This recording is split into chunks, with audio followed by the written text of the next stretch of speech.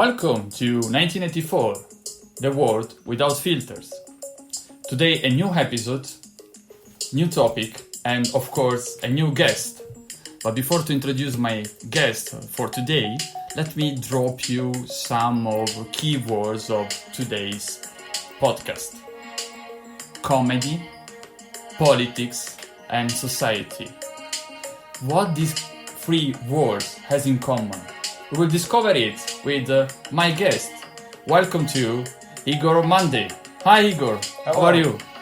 Great, thank you for inviting me. Glad to be here.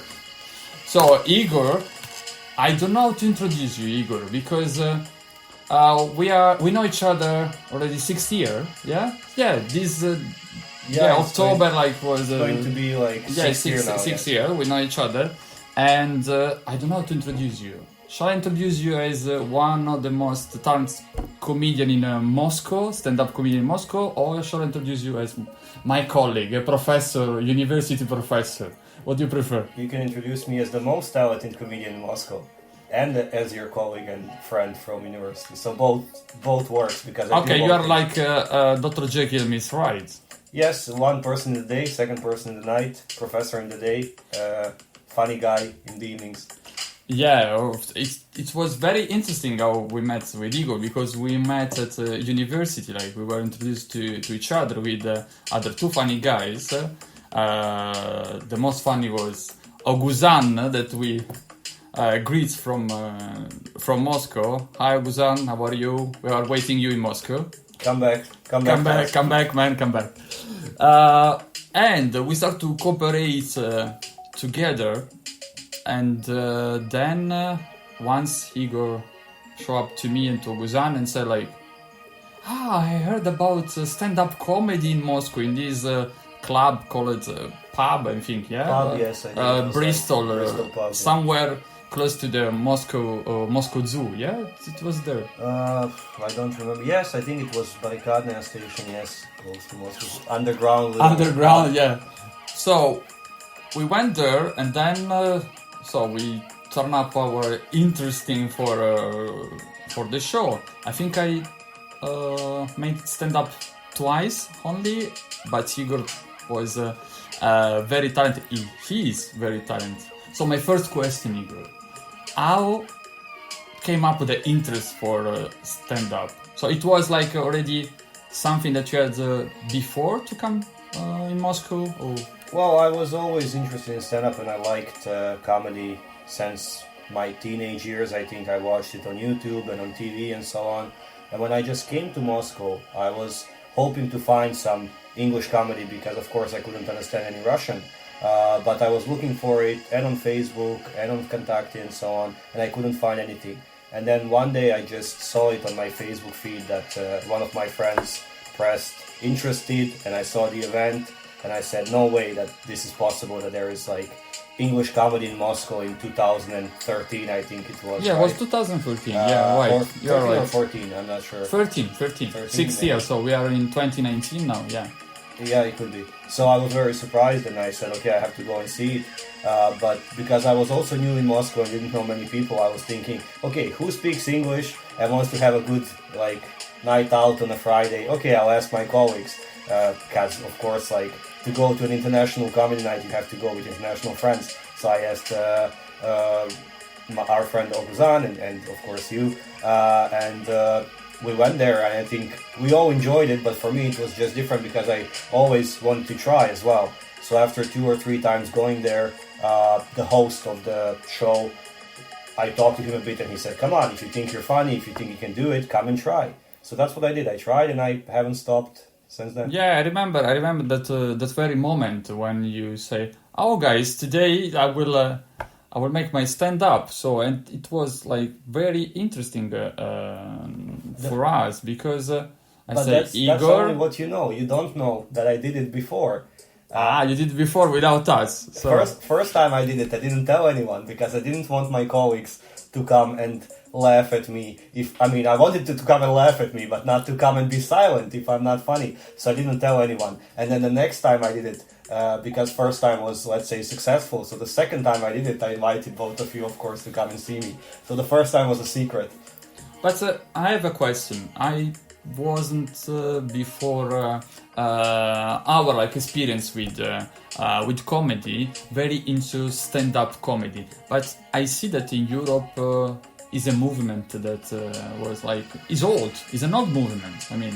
Yes, well, I think, of course, like in the English-speaking countries in the West, like in America, in Britain, it's a format that exists for 50 years, I think, already.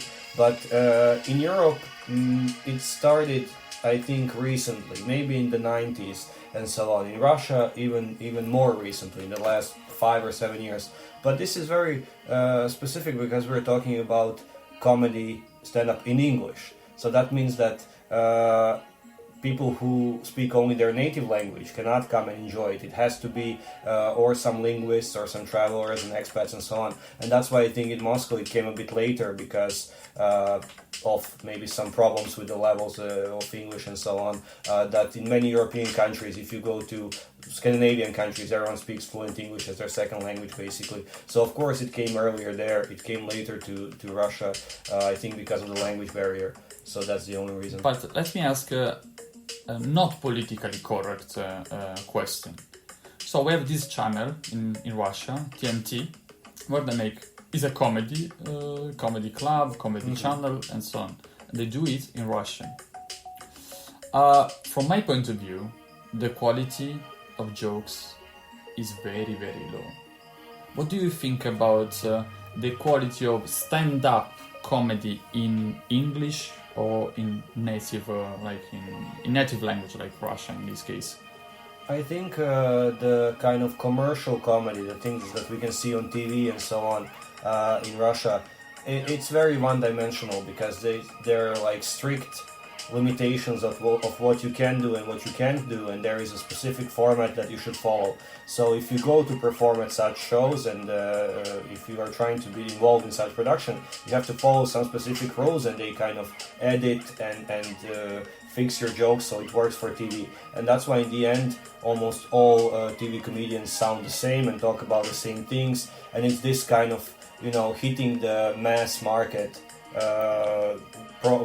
way of production that everyone will enjoy it, but it's not really great, or it's not something. While on the other hand, if you look at American or British comedy, there are very specific acts which are very niche, and they're made for a specific group of people. So if you like black humor, you will go see one comedian. If you will come back on this point later on. So today's podcast is not only about comedy, but I want to dig into the relationship between comedy and politics and see how the society reacts. And this is very interesting because your kind of stand-up comedy is in English, but generally for Russians, so your audience is basically like 60% Russian, let me say, or at least 50% Russian that want to enjoy something different, something in English, maybe to keep the level of the language, or because they feel like more foreign oriented, or they have like a partner that is foreign, and so on.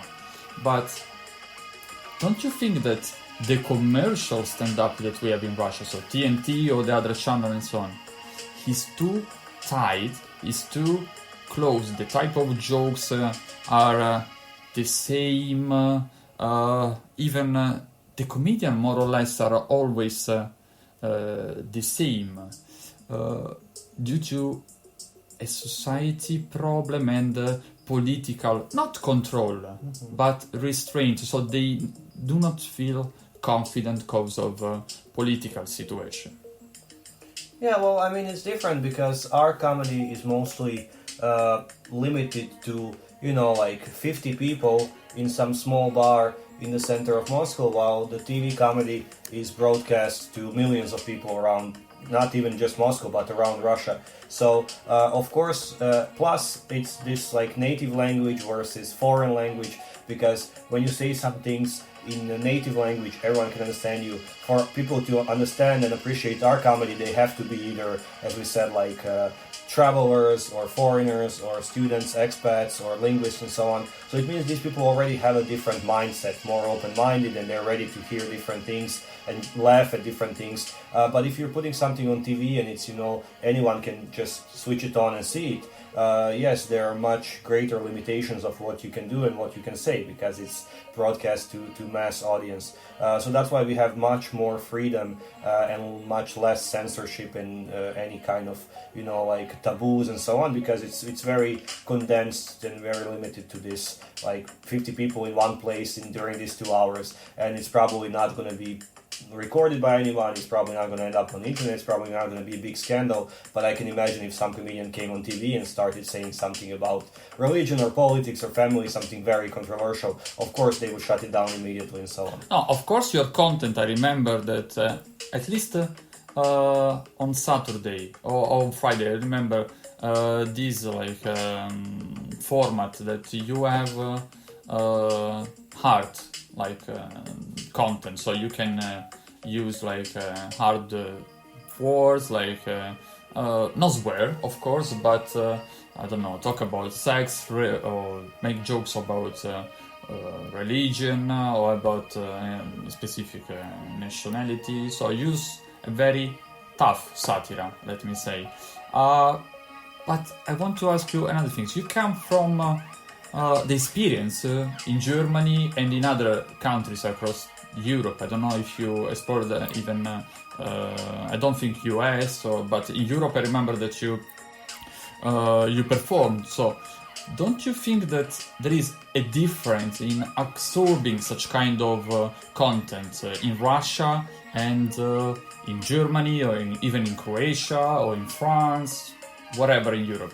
Yeah, there is definitely a difference, mostly because I think it's not even just the language, it's the language and the culture of comedy. And I think people are more, even in Moscow, people are ready to accept different topics if they're being told in English.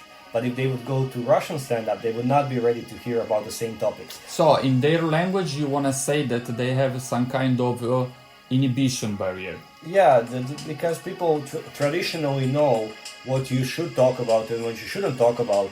And then when you talk about it, it's like, I know that a lot of people, for example, don't swear in Russian, but swear when they use English, because it's a foreign language and it doesn't count. That's how they see it. Same for comedy, like they would not listen to some specific topics in Russian because it's their own language and they find it maybe crude or a bit like rude or something like this, straightforward. But in English it's fine because it's a different language and it's a different culture. And abroad, because English is a much bigger part of society, because here it's still, if we're talking about how many people actually speak English and use it every day for something, for music or for news or for politics or for work and so on, it's a very, very small number. And then if we compare it to some countries where I performed, like Austria or Germany or even like Czech Republic or Balkans and so on, people use English every day and they consider it as a part of their culture as well, and that's why they are more open and more ready to hear comedy in English and different topics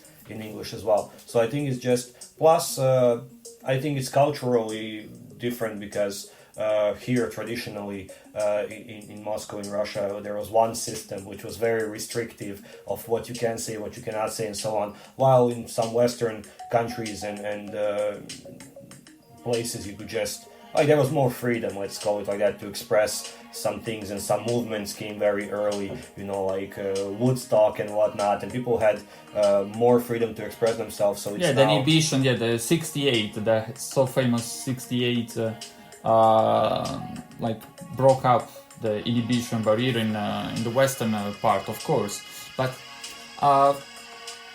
do you remember when we discussed about this secret stand-up comedy bar in London? Do you remember that last summer I spent some time in London and I came across this secret stand-up comedy, and it was very interesting for me because in Europe now they're thinking about new formats.